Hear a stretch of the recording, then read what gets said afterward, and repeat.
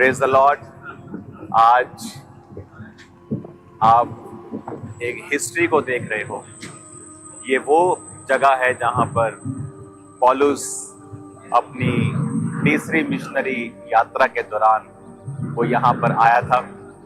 इस जगह का नाम है सामोस, जो कि प्रेरितों के काम 20 उसकी 15 आयत में आप जब पढ़ते हैं, आप इस सामोस को पढ़ते हैं जहां पर पौलुस अपनी मिशनरी यात्रा के दौरान यहां से वो निकला था। जिस मेन जगह के ऊपर मैं जा रहा हूं आज, वो यहीं से होकर निकलती है। उसका नाम है पतमुस नामक टापू। वही टापू जहां प्रभु यीशु मसीह ने प्रकाशित वाक्य को अपने चेले यूहन्ना को दिया। दुनिया की one of the most blessed place, आज मैं वहां पे जा रहा हूं। तो आज जो आप ये सामोस नाम का टापू देख रहे हैं, इस टापू से जब पौलुस अपनी तीसरी मिशनरी यात्रा पे था, यहां से कुछ दूर के ऊपर वो त्रोआस में था। और उसके बारे में मैं आपको वर्ड अभी दूंगा अंदर जाके, और आप इस जगह को देखिए कि आप हिस्ट्री को देख रहे हो। आप पौलुस जहां जहां से गुजरा, आप उस जगह को देख रहे हो। जहां जहां उसने प्रीच किया, जिन जिन आइलैंड्स के ऊपर, आप उस जगह के ऊपर देख रहे हो। तो आज मैं आपको बताने वाला हूं कि ये कौन सी जगह है और इसका महत्व इस हिस्ट्री में क्या है, बाइबल की हिस्ट्री में क्या है। तो आज जितने लोग आप परमेश्वर की हुजूरी में हो, खुदा की स्पिरिट आपको इतना आज छुएगी। और अगर आप बीमार हैं तो आज आपका दिन है यीशु मसीह के नाम में हीलिंग को लेने का। और मैं आपकी लाइफ के ऊपर प्रोफेसी करता हूं, आज आप वचन को सुनते सुनते हील होंगे, वचन को सुनते सुनते पवित्र आत्मा से भरेंगे, वचन को सुनते सुनते अपनी व्हील चेयरों से आप खड़े हो जाएंगे और खुदा का रूह आपको छुएगा और आपके बंद रास्तों को खोलेगा। तैयार रहे परमेश्वर के वर्ड को सुनने के लिए। राइट नाउ मैं इस दुनिया के सबसे पवित्र स्थानों में से एक स्थान, वो केव, वो गुफा जहाँ पर प्रभु यीशु मसीह ने अपने दास यूहन्ना को दर्शन दिए थे, मैं उसी गुफा में अभी मौजूद हूँ।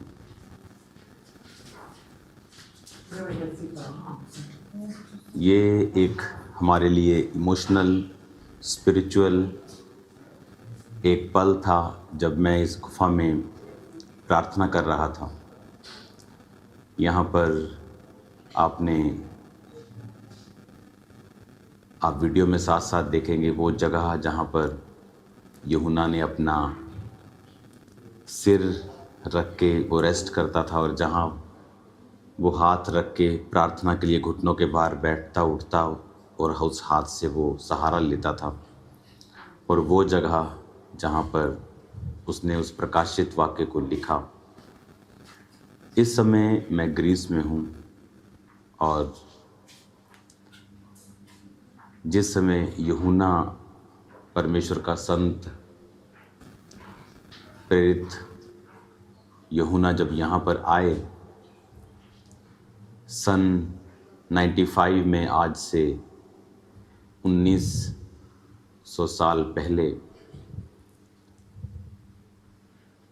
तो वो जब यहाँ आए तो वो इफिसुस की कलीसिया के वो पास्टर थे। वो कलीसिया आज भी है, वो कलीसिया तुर्की में है। मैं इस समय तुर्की के बॉर्डर पर हूँ।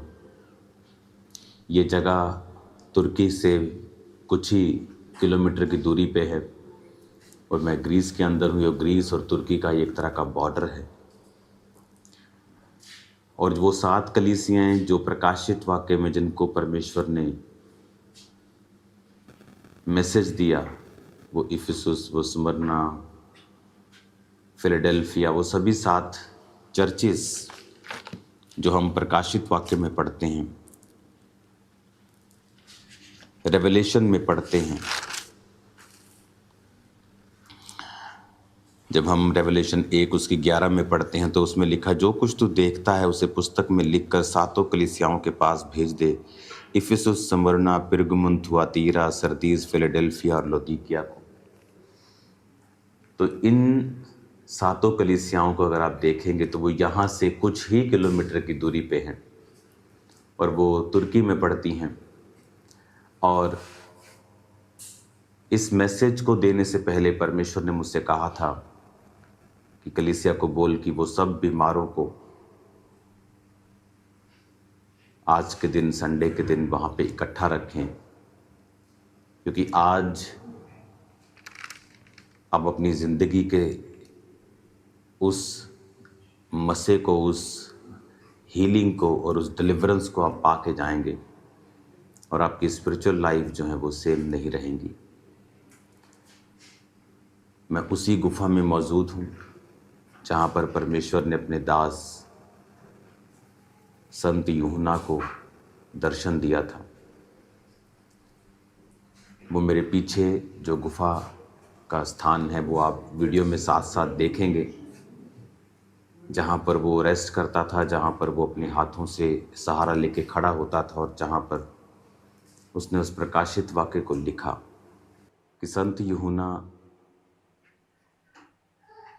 जब तुर्की में प्रीच करते थे, जिसे एशिया माइनर बोला जाता है, तब आप बाइबल में उसे एशिया माइनर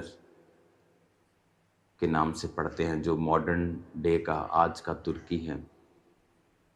तो वहाँ की गवर्नमेंट जो थी वो उनसे बहुत इनसिक्योर हो गई थी, क्योंकि उनका प्रभाव जो था वो बहुत बड़ा था। तो उन पर फॉल्स एक्यूजेशन लगाकर उनको मारने की कोशिश की गई, और जब उनको उबलते हुए तेल में डाला गया और वहाँ उनका बाल भी बांका नहीं हुआ तो वो डर गए और इस पतमुस नामक टापू पर उन्हें बाकी कैदियों के साथ, क्योंकि यहाँ पर छोड़ दिया जाता था, ये बहुत दूर है। आज मैं एक शिप के सहारे से यहाँ पहुँचा हूँ और मैंने जो पहले आपको वचन दिया समोस से, जहाँ पर पौलुस अपनी तीसरी मिशनरी यात्रा के दौरान रुके थे, और आज जब समोस से हम यहाँ आए तो बहुत दूर ये आइलैंड है। और एक चीज़ जो मैं आपको दिखाना चाहता हूँ, अगर आप मेरे संग मुझे फॉलो करें तो मैं आपको ये दिखाना चाहता हूँ कि तो जब पतमुस टापू, मैं आपको ये गुफा से दिखा रहा हूँ जहाँ पर यूहन्ना ने लिखा था, और ये बिल्कुल मेरे सामने आप देख सकते हैं। अगर आप देखें जहाँ ये आदमी जा रहा है, ये वो गुफा है, ये अंदर। तो आप पूरी वीडियो में, मैं वहाँ पे था तो आप उसको देखेंगे साथ साथ वीडियो में। तो ये वहाँ पर हम अपने शिप को देखते हैं, और अगर आप देखेंगे इस पतमुस नामक टापू को, और इसको मैंने बड़े ध्यान से देखा है, वो समंदर अटैच है इसके साथ, और ये सारा एक ही टापू है, और ये पतमुस के साथ एक और टापू है। लेकिन ये अगर आप टापू बड़े ध्यान से, मैंने इसकी स्टडी की, अगर आप देखेंगे तो इसमें जितने पेड़ आपको नज़र आ रहे हैं ये सब बाद में लगाए गए हैं। ये आपको छोटे छोटे पेड़ जो नज़र आ रहे हैं ये सदियों से यहाँ नहीं है। और अगर आप ओरिजिनली इस टापू को देखेंगे तो ये ओरिजिनल ये ऐसा टापू था। जब यूहन्ना यहाँ संत आए होंगे तो ये वो इस तरह से दिखता था। ये एक बंजर प्रकार का ये टापू था। बहुत कम प्रकार के यहाँ उस समय फल रहे होंगे, बहुत कम प्रकार के खाने के यहाँ पर स्थान होंगे, क्योंकि जितने पेड़ अभी आप देख रहे हो मेरे आसपास ये सभी अभी के लगाए गए हैं, और ये छोटे छोटे पेड़ जो आप देख रहे हो। और जैसे जैसे यहाँ लोग आते रहे, विजिटर आते रहे, होटल्स बनते रहे, तो घर बनते रहे, लेकिन जब वो यहाँ पर भेजे जाते थे तब यहाँ वो मरने के लिए भेजे जाते थे, क्योंकि यहाँ पर और जो लोग गवर्नमेंट के खिलाफ काम करते थे, जो लोग गवर्नमेंट के खिलाफ होते थे, जो लोग सरकारी नीतियों के खिलाफ खुलकर बोलते थे, उनको इस टापू पर छोड़ दिया जाता था, जिनको वो मार भी नहीं सकते थे और जिनको छोड़ भी नहीं सकते थे। तो इस टापू पर आकर भूख से थोड़े दिनों, महीनों और हफ्तों के अंदर उनकी मृत्यु हो जाया करती थी, क्योंकि यहाँ पर इनफ खाना मौजूद नहीं था। कभी मछली आप कितनी पकड़ सकते हो, आपके पास कोई चीज़ नहीं है, आपके पास कोई इनफ कपड़े नहीं हैं, यहाँ बहुत ही सर्दियों में सर्दी, गर्मियों में गर्मी।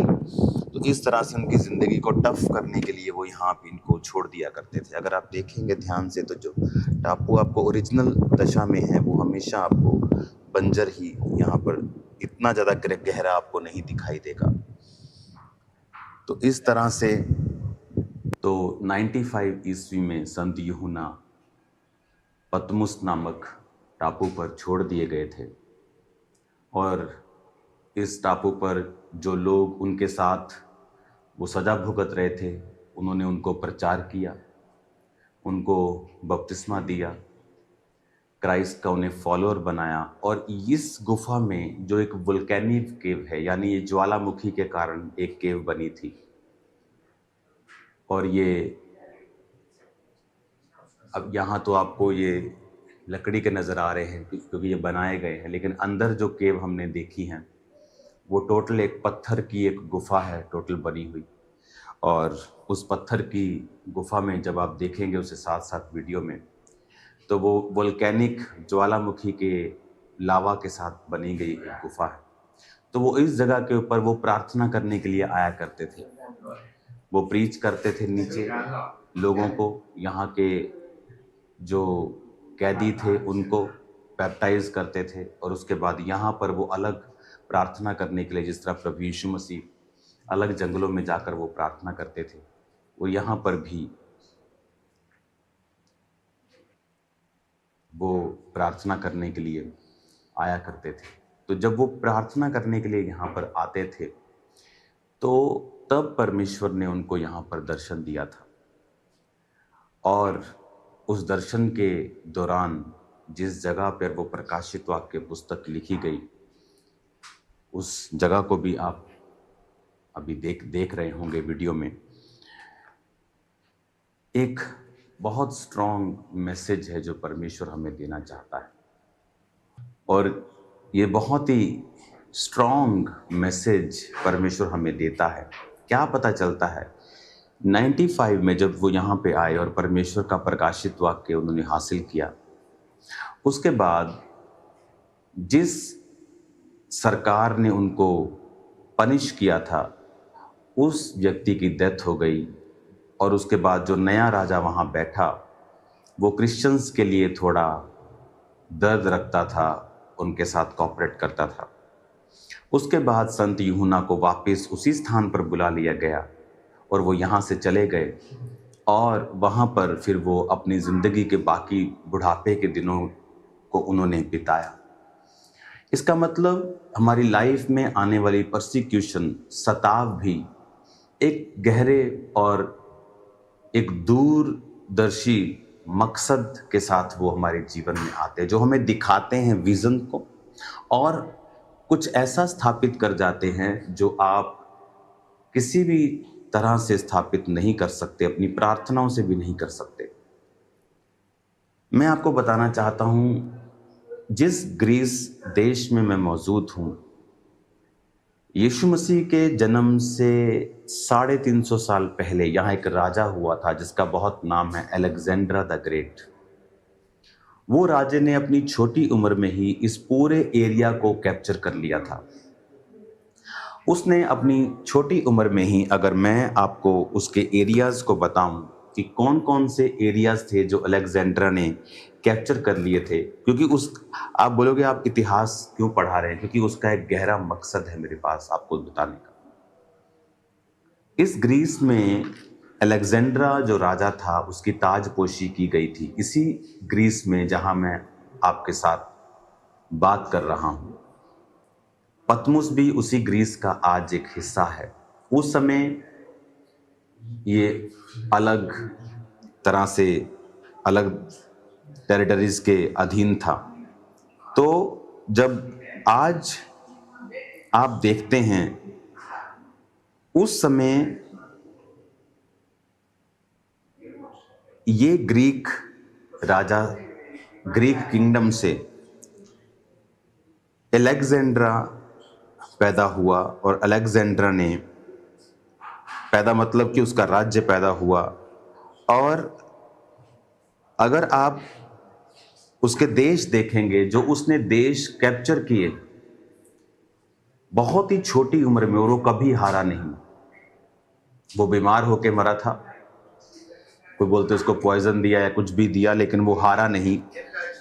मैकेडोनिया से लेके Greece, Bulgaria, Albania, Egypt, Turkey, Syria, Israel, Palestine, Jordan, Lebanon, Iraq, Kuwait, Iran, Afghanistan, Pakistan, Bharat के कुछ हिस्से, तुर्कमेनिस्तान, उज्बेकिस्तान, तजाकिस्तान,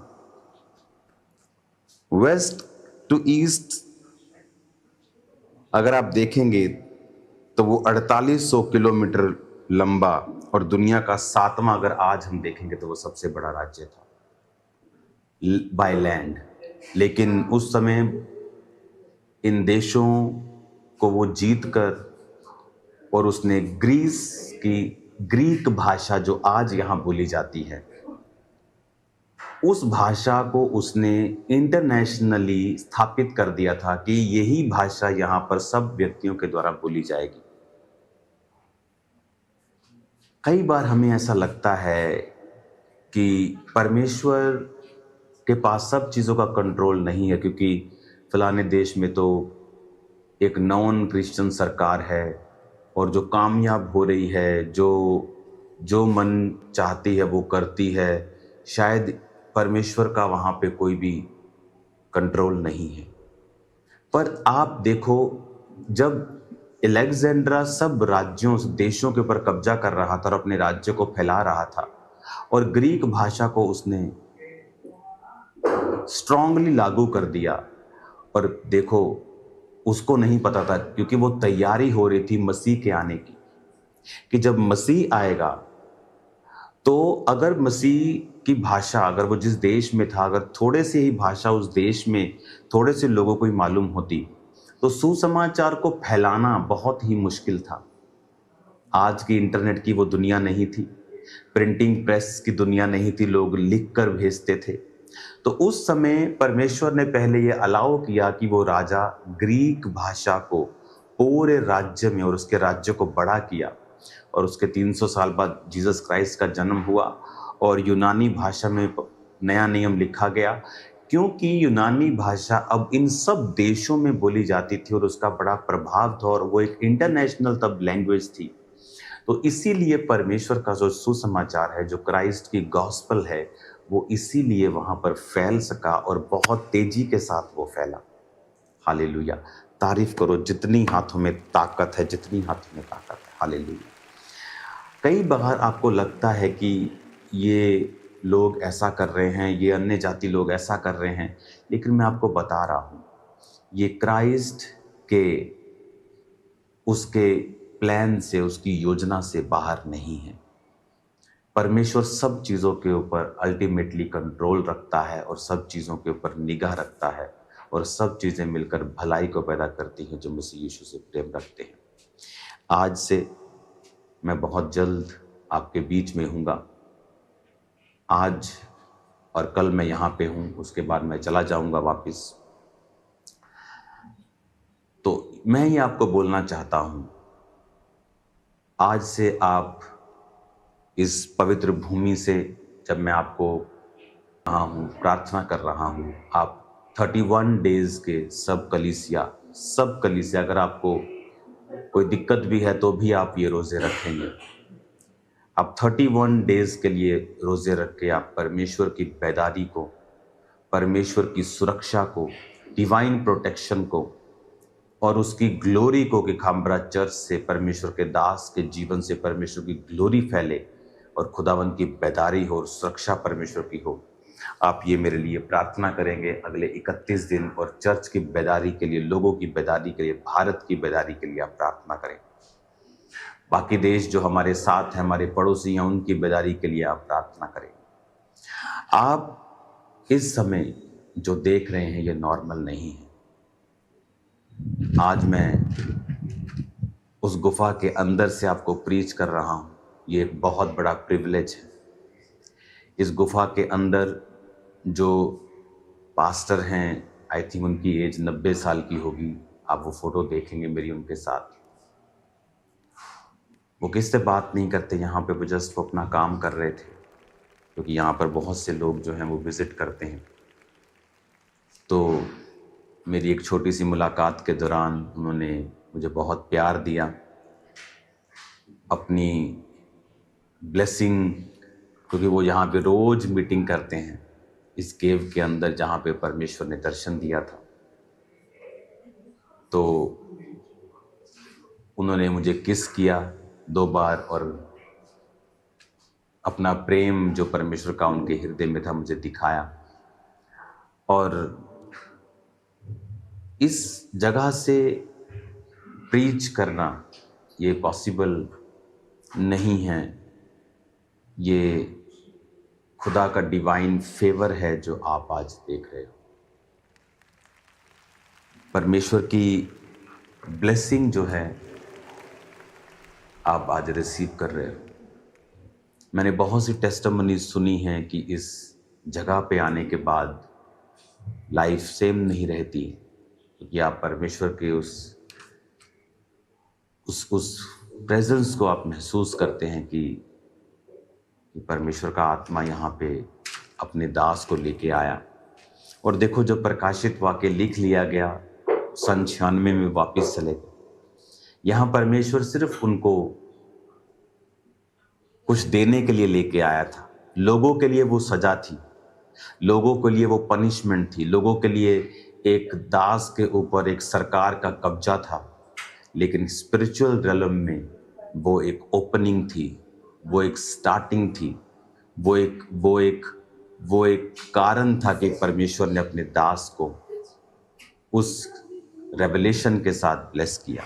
उस जगह को भी आप देखेंगे कि जब परमेश्वर की आवाज़ तुरही के साथ उसे सुनाई दी थी, तो उस चट्टान में 3 दरारें पड़ गई थी अंदर, और वो दरारें अंदर पड़ गई थी, और दरारें आज भी वहाँ मौजूद हैं, जो त्रिएकता को यानी बाप, बेटा, पवित्र आत्मा को दर्शाती हैं, जो फादर को, सन को और होली स्पिरिट को दर्शाती है।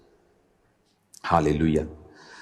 आज मैं आपको ये बताना चाहता हूँ, आपकी लाइफ में अगर आप परमेश्वर के साथ वफादार हैं तो कुछ भी घटना क्यों नहीं हो रही हो, कुछ भी क्यों नहीं हो रहा हो, कैसा भी सिचुएशन क्यों नहीं हो, वो सब चीज़ें आपकी भलाई के लिए ही मुड़ जाएंगी। आज इस फेक दुनिया में फेक लोग, fake believers, fake pastors, fake apostles और फेक सर्वेंट्स की दुनिया में, जहाँ पर लोग फेसबुक को भविष्यवाणियाँ करने के लिए इस्तेमाल करते हैं, जहाँ लोग मसीह को बेचने के लिए इस्तेमाल करते हैं, जहाँ लोग अपनी पोजीशंस का फ़ायदा उठाते हैं, जहाँ लोग फेक हो चुके हैं, जिन्हें परमेश्वर की परवाह नहीं है, जिन लोगों की परवाह है, जो परमेश्वर को खुश नहीं करना चाहते हैं, जो सिर्फ लोगों को हैप्पी करना चाहते हैं, चाहे उन्हें उसके लिए पाप करना पड़े, व्यभिचार करना पड़े, चोरी करनी पड़े, चाहे उनको गलत रीति से ही परमेश्वर का नाम ले लेकर कुछ बोलना पड़े। हम उस दुनिया में रहते हैं। ये ऐसी दुनिया है, ये बन गई है ऐसी, लेकिन असल में ऐसी दुनिया नहीं है जो परमेश्वर की। आज इस स्थान से मैं आपको ब्लेस्ड घोषित करता हूँ और आपके लिए प्रार्थना करता हूँ कि आपकी जिंदगियां क्राइस्ट में, वर्ड में मजबूत हो जाएं, आपकी जिंदगियां परमेश्वर के चरित्र के मुताबिक हो जाएं, कि आप परमेश्वर के नाम को फैला सकें। परमेश्वर ने आपको एक बड़ा दर्शन दिया है, मुझे एक बड़ा दर्शन दिया है।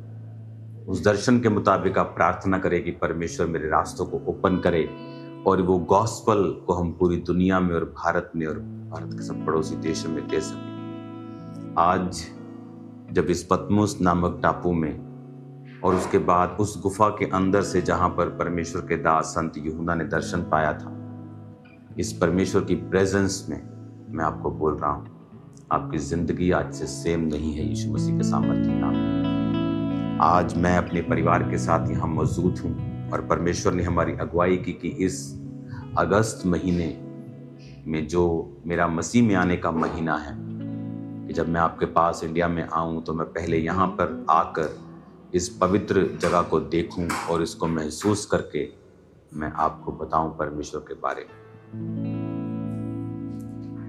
God bless you all. अब मैं ये चाहता हूं कि मैं आप लोगों के लिए यहाँ से प्रार्थना करूं और आपको बताऊं कि कुछ भी ऐसा नहीं है जो परमेश्वर के हाथों में नहीं है, कुछ भी ऐसा नहीं है जो परमेश्वर के कंट्रोल में नहीं है। हर बात मिलकर भलाई को पैदा करती है और आप परमेश्वर की भलाई को देखने वाले हैं यीशु मसीह के सामर्थ्य नाम में। और आज मैं आप लोगों के लिए प्रार्थना करना चाहता हूं